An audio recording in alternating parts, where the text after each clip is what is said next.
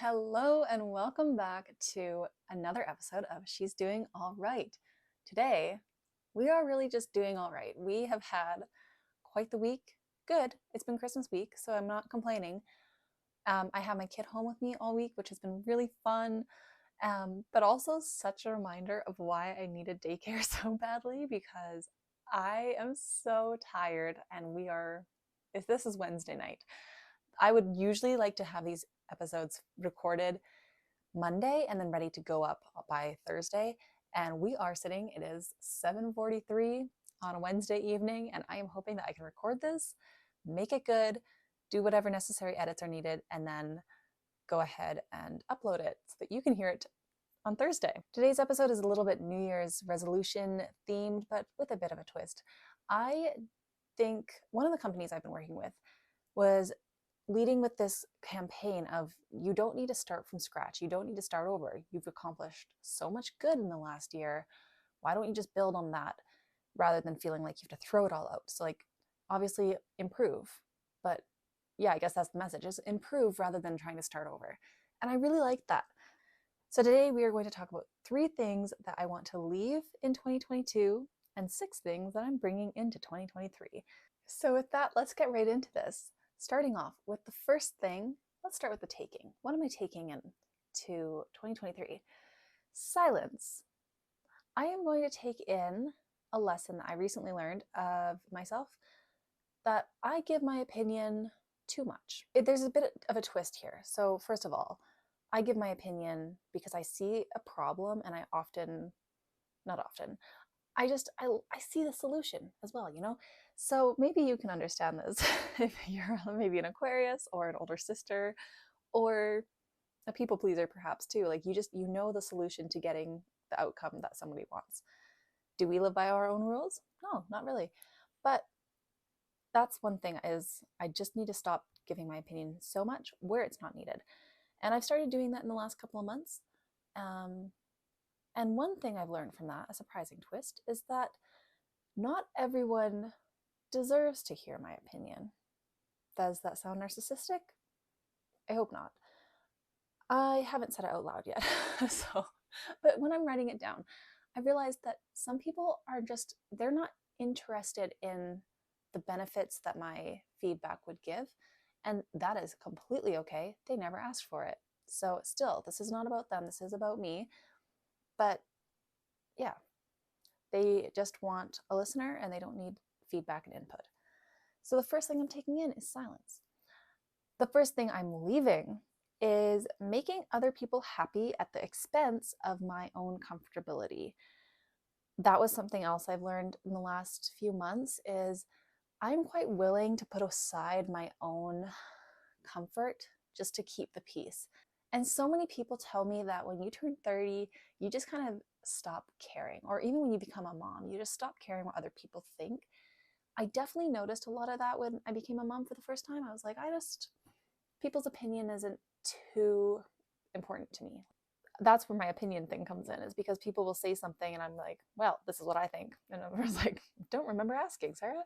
But as I go into my 30s, I'll be 30 in February. And as I start approaching that date, I'm realizing that my tolerance for like things that make me uncomfortable, if someone is acting in a way that I don't want to be associated with, I would usually just slink back and hide in a corner in the past. Whereas I think I'm at a point now where I will just leave.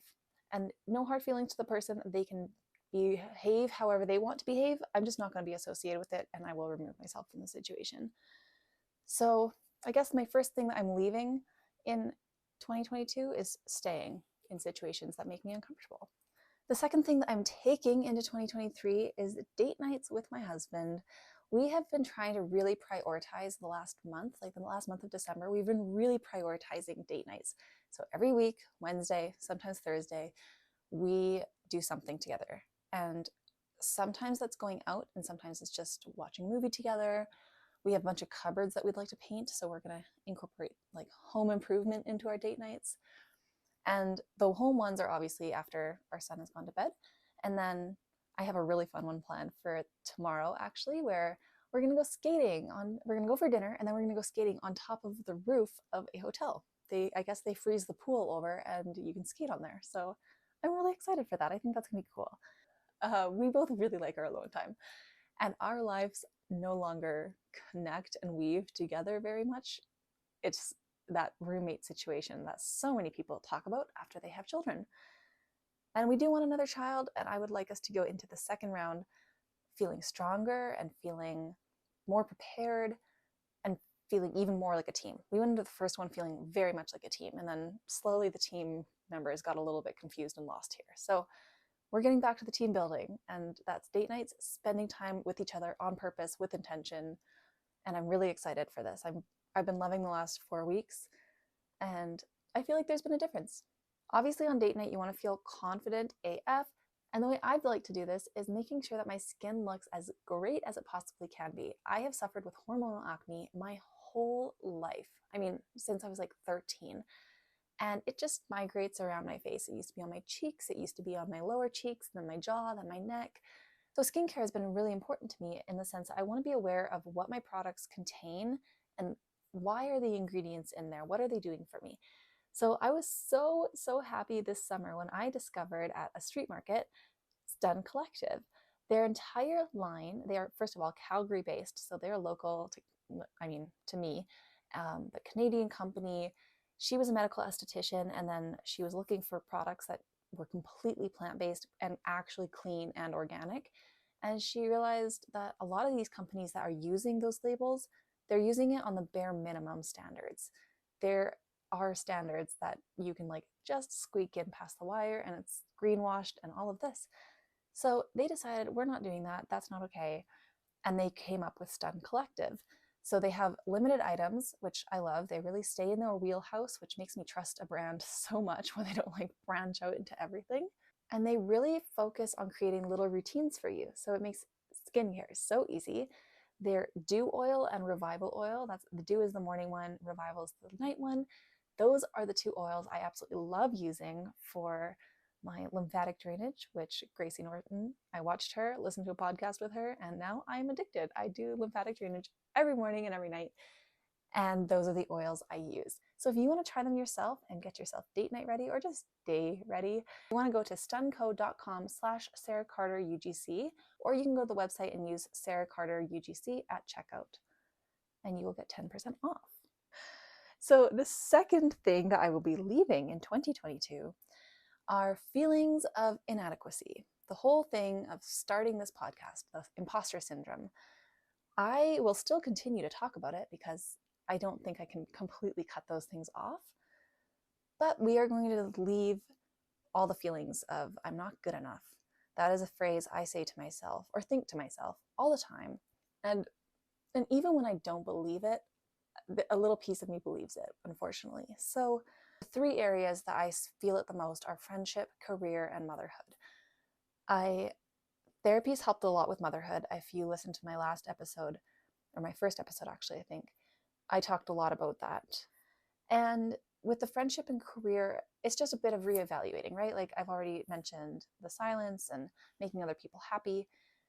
This is really important for me to find my boundaries, figure out how can I learn from confrontation? How can I learn from these situations so that I can continue being a better friend, a better human, and a better mom, but also set boundaries? Because I don't want to cut people out that I disagree with. That's useless. I think you don't grow that way. If everyone in your circle agrees with you or lives exactly like you, or only tells you what you want to hear, that's really not a great way to grow. With the feelings of inadequacy that I'm leaving behind, I want to leave behind the idea that I have to prove anything to people.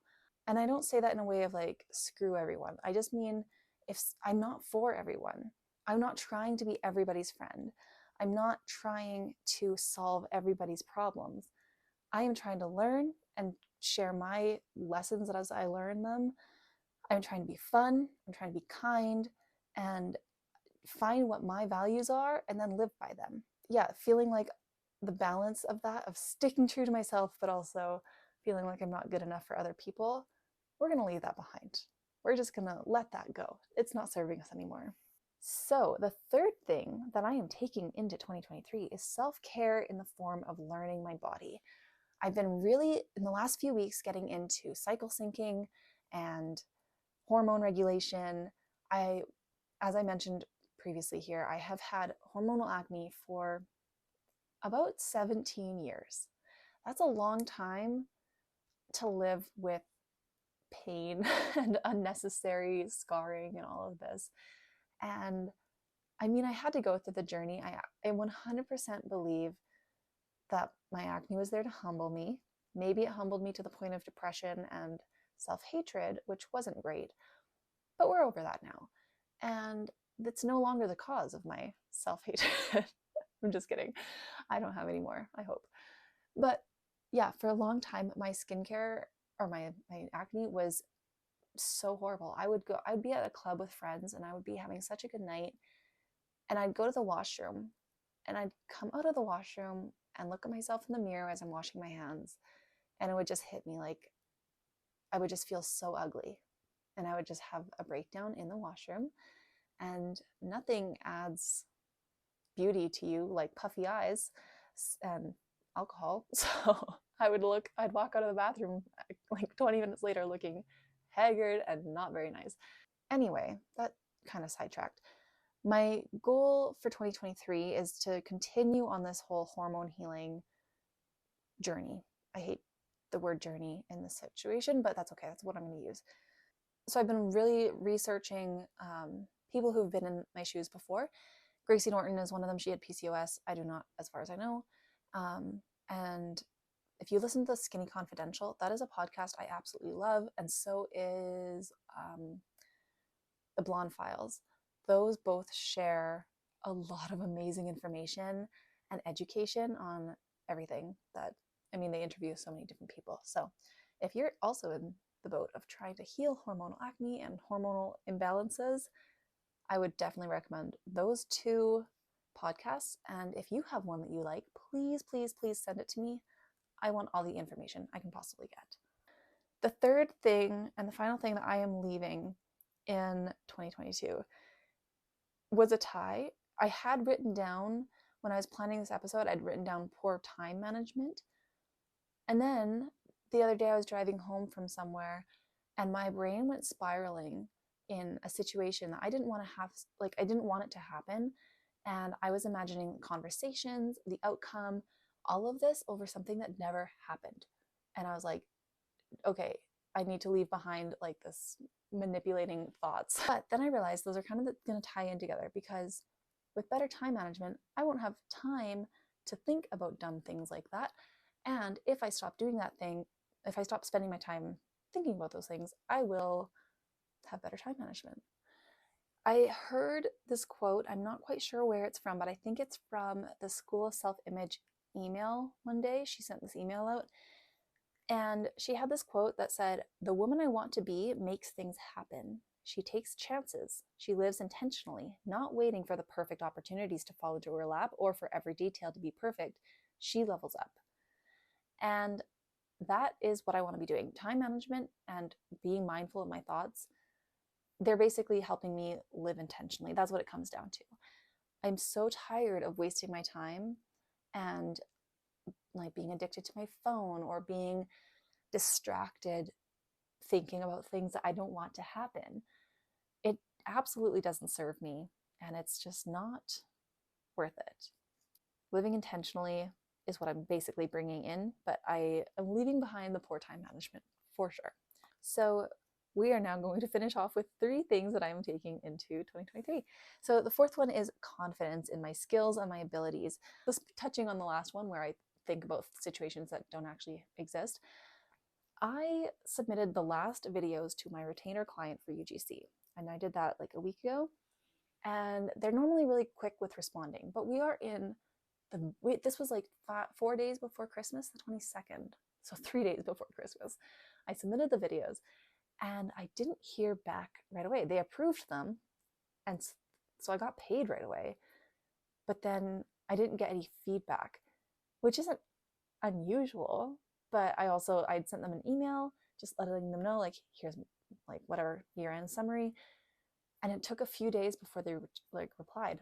And in that time that they were not replying, I was in my head being like, oh my God, they only accepted those videos because they had to. They just needed something to like give out to their social media team.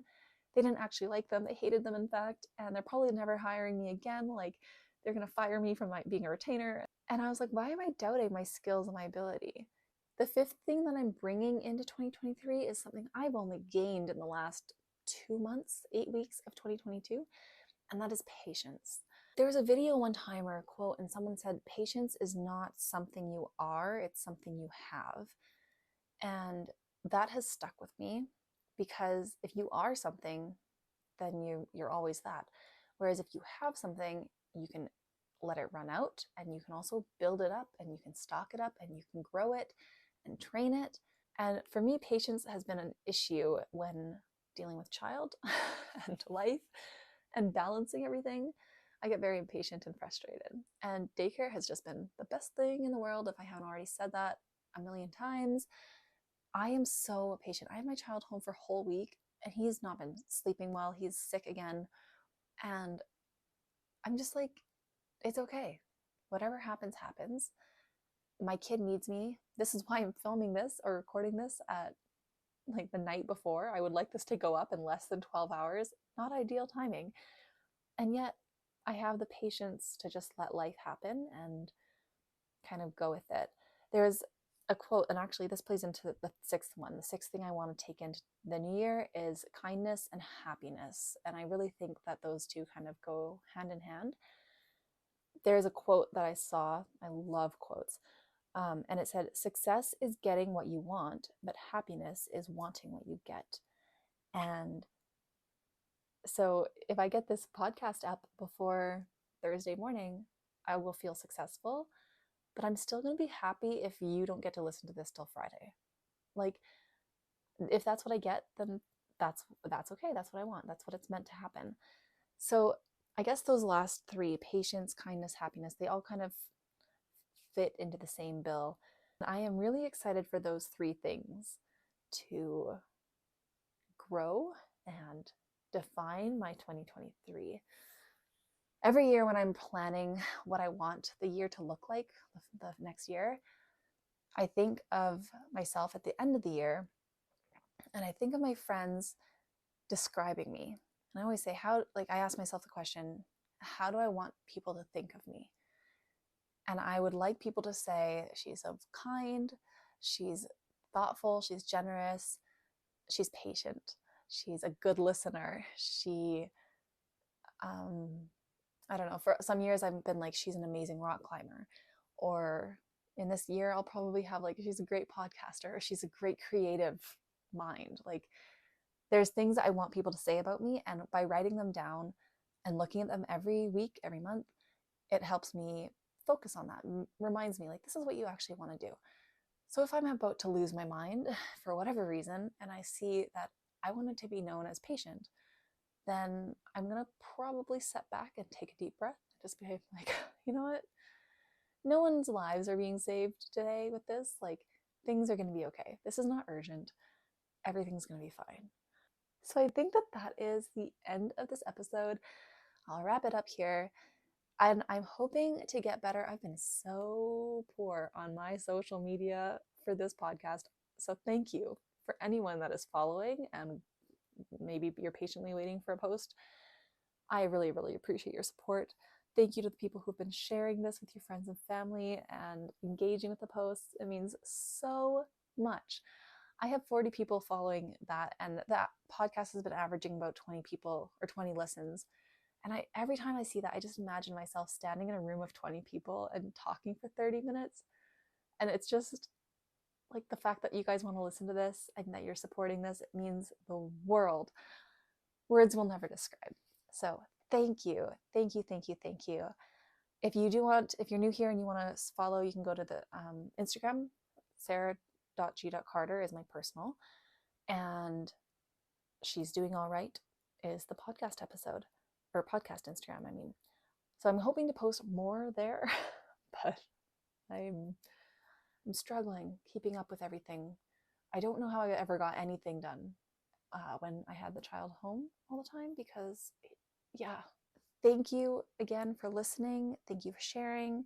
And if you are looking for a new skincare brand or you want oils that will help your lymphatic drainage, that are completely microbiome friendly and vegan and just the most eco-friendly, sustainable, amazing, intentionally designed systems, be sure to check out Stunn Collective. You will not regret it. They have just the most amazing website as well. If you want more information, read their website on their About page. It is so educational. Absolutely love it. I am now rambling, so thank you. Goodbye. Good night. I will see you in the next episode.